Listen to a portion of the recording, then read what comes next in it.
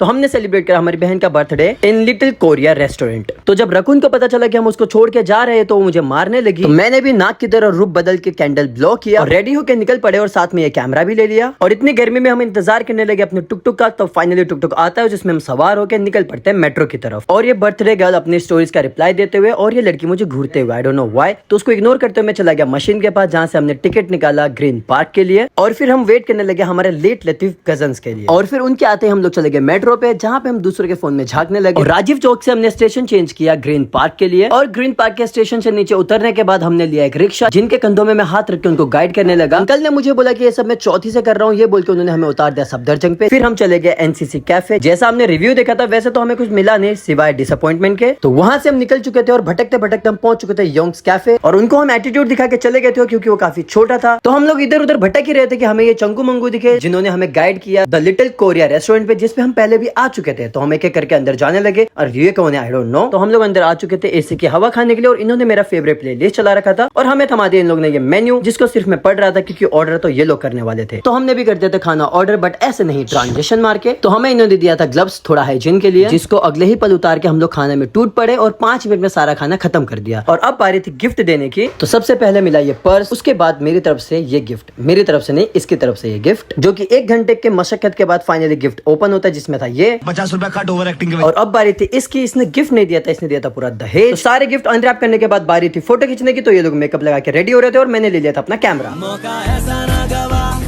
यूं ही रह बजा, जो भी होगा I am with you। तो फाइनली हम आ चुके थे बाहर। आसमान देखते हुए हम बढ़ने लगे आगे जहाँ से हमने ई रिक्शा लिया और निकल गए सीधे मेट्रो के लिए। नोएडा का मेट्रो पकड़ के हम निकल चुके थे। हमारी हालत ऐसी थी कि अगर कहीं सीट मिले तो हम ऐसे ही सो जाए। खुद पे कंट्रोल पाते हुए हम आ चुके थे स्टेशन से बाहर और रिक्शा पकड़ के सीधे पहुंच गए घर।